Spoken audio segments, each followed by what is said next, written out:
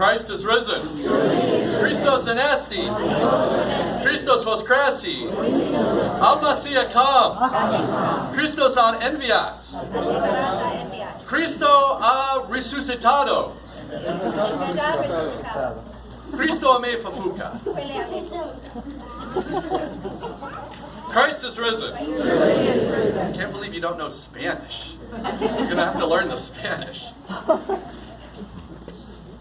So we have the Sunday of the Paralytic. Last Sunday, we had kind of all those involved in the action around the resurrection. If you remember, Joseph of Arimathea and the myrrh-bearing women. The Sunday before that was Thomas Sunday, which was following kind of the chronological order of the gospel. So we were doing Thomas Sunday because on the 8th day, Jesus came back around for Thomas. And then we had kind of those last week who are kind of intimately involved in the resurrection. And this Sunday and the Sundays forward, it's like the power of the resurrection. So it's not now kind of the chronological order, and it's not the people involved at the cross, the death, and the resurrection of Christ. Now it's the power of the resurrection. And what do we see? The first gospel for this is about the human person. What does the resurrection do to the human person? And really, like, who is the human person? What is the human person? They sound like that. The human person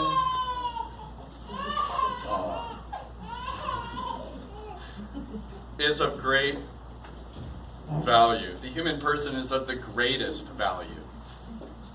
There is a sanctity to all life, but particularly to the human person made in the image and likeness of God. There's really nothing higher created. There is nothing higher created than the human person. Not angels. The highest in all of creation is the human person, made in the image and likeness of God, and meant to reflect the glory of God. And even more, to participate in the divine nature, as St. Peter will say in his epistles. There is a quote that came to me from our deacon yesterday by way of C.S. Lewis. And it may be something you're familiar with. It is a serious thing to live in a society of possible gods and goddesses. Just stay with the whole quote, okay?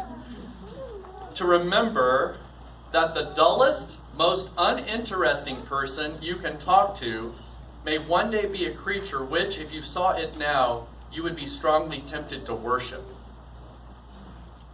Or else, a horror and corruption such as you now meet, if at all, only in a nightmare. All day long we are, in some degree, helping each other to one or the other of these destinations. It is in the light of these overwhelming possibilities, it is with the awe and the circumspection proper to them, that we should conduct all of our dealings with one another, all friendships, all loves, all play, all politics. There are no ordinary people. You have never talked to a mere mortal. Nations, cultures, arts, civilizations, these are mortal, and their life is to ours as the life of a gnat. And it's almost done, it's right here. But it is immortals that we joke with, work with, marry, snub, and exploit. Immortal horrors or everlasting splendors. He's talking about the human person. If we could see the human person fully in Christ in the kingdom, we'd be tempted to worship the human person. Not only the Lord, but just the radiance of what we are meant to be in the Lord. And then, conversely, if we saw the human person like devoid of God, fully given over to sin and evil, we would fall back in horror. It wouldn't be like, oh, they're okay. You know, it would be the utter tragedy. And it's with this as a framework that we come to the pool near Jerusalem, and we find there sick people lying there all day long, every day, waiting to be healed.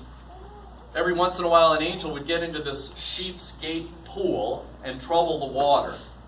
And the sheep's gate, as we heard, it's where the sheep were were prepared for slaughter, and it says their insides were clean.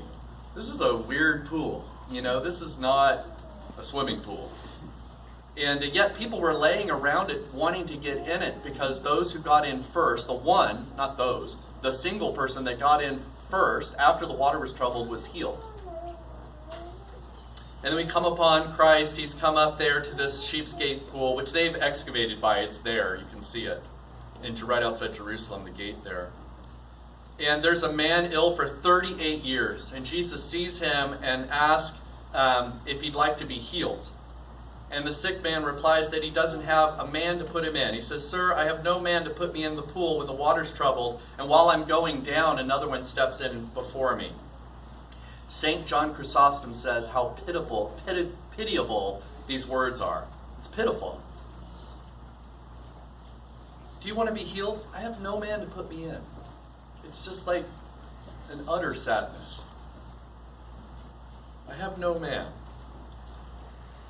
St. John goes on, "Do you see a heart crushed through long sickness?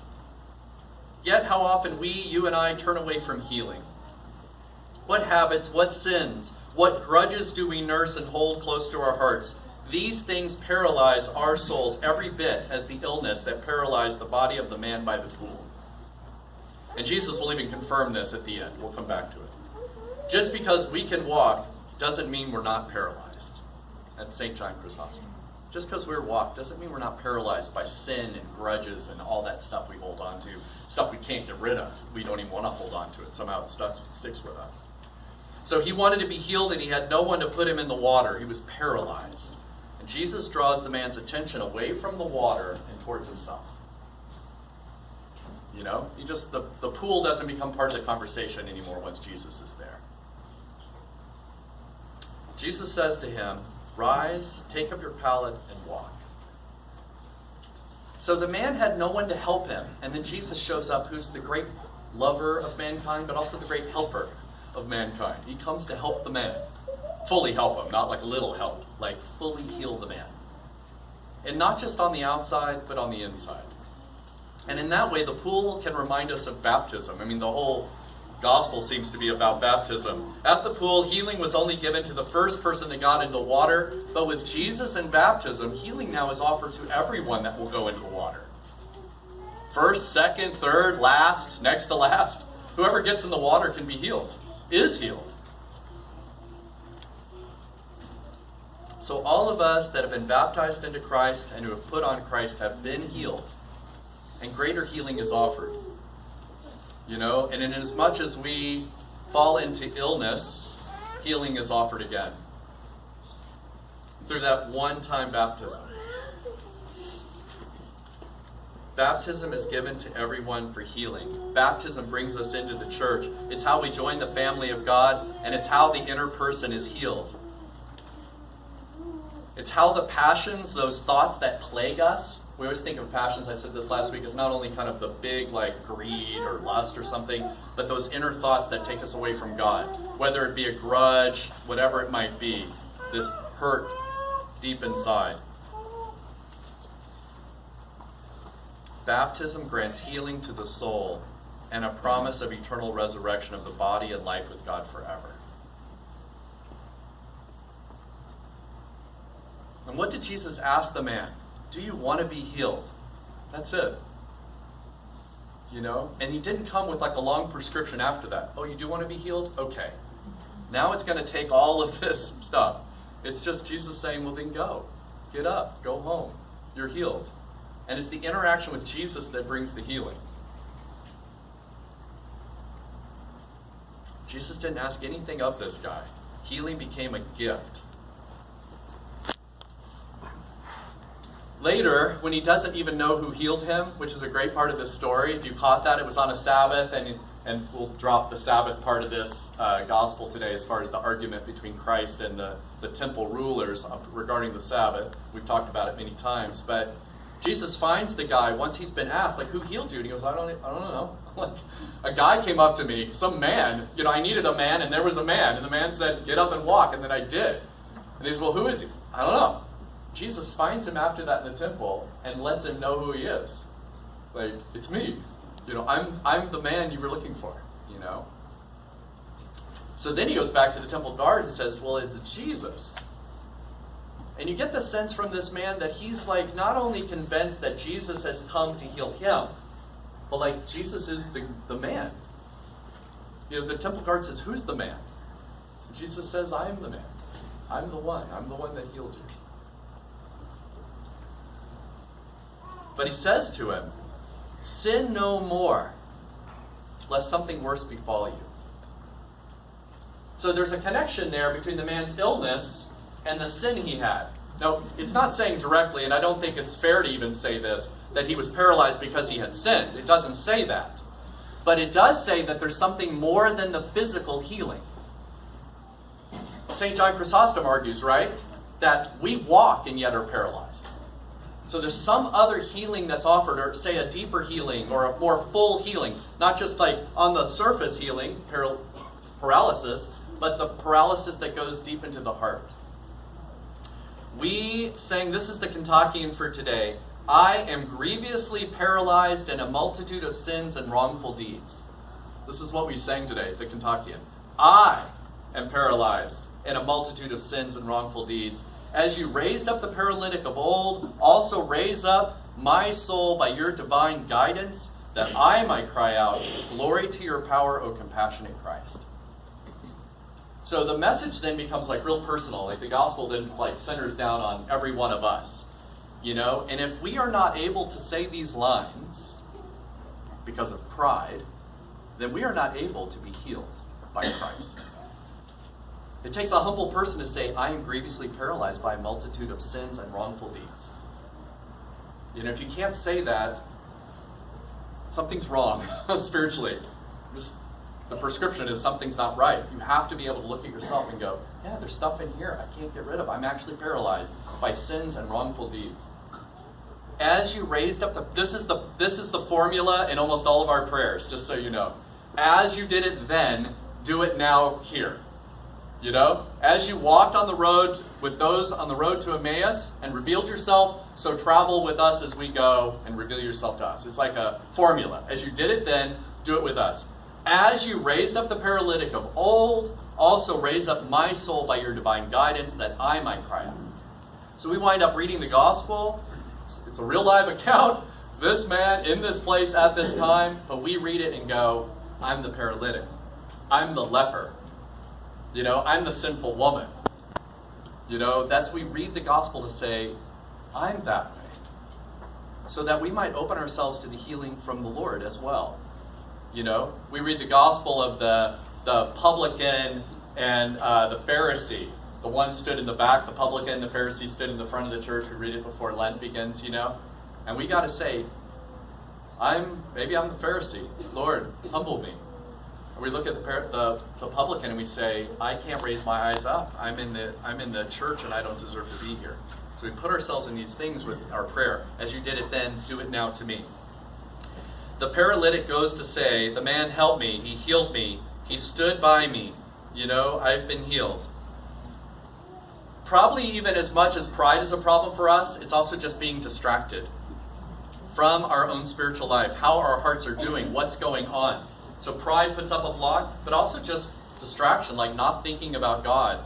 Maybe we in the morning for a moment, and then the rest of the day we're just gone. Until the end of the day something, or maybe not even the end of the day, we just collapse exhausted, wake up and go, oh, I miss the Lord. There's something about putting a fight against the distraction, digital distraction or any distraction. The gospel assures us that there's nothing beyond the power of Christ. Paralysis is not beyond the power of Christ, and anything that we've got inside, the sin or whatever is there, says wrongful deeds, that can't separate us from Christ if we draw near to him. He's not standing back because of that. He's coming to us. He doesn't stand back and goes, well, they're so dirty and messed up, I'll have nothing to do with them. The gospel is actually the opposite. The gospel is the opposite. Those people have no help but me. I will go to them. The man 38 years by the pool didn't have any help. Christ says, I'll go. God intervenes in our lives. And the church says, like not only maybe in private prayer, but also most most like dramatically in the sacramental movements of the church. The grace that comes from communion, confession, and we've kind of been talking about this kind of the fuel for confession, looking at our lives and seeing sins and wrongful deeds. Through confession, through everything that the church does. All of the movements in this, most obviously baptism, as we've talked about, but then everything else. Jesus accepts us and forgives us when we come back to him. And no one loves us more than him. He's healed us and he wants to completely heal us. Everything. He's asking for our hearts, as that blessed Greek priest was saying.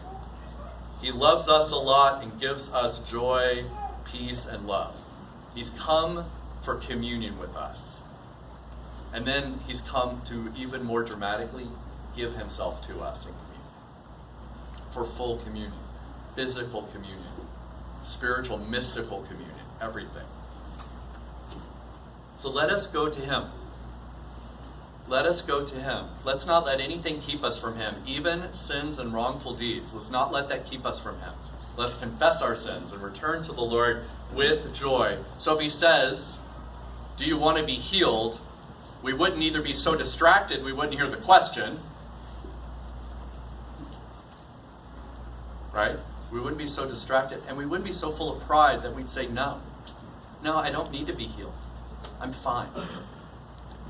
So the Lord is granting us healing, and we've got to be in this place. I am grievously paralyzed in a multitude of sins and wrongful deeds. As you raised up the paralytic of old, raise up my soul by your divine guidance, that I may cry out, glory to your power, O compassionate Christ. Christ is risen. Christ is risen. Christ is risen. To the Father and the Son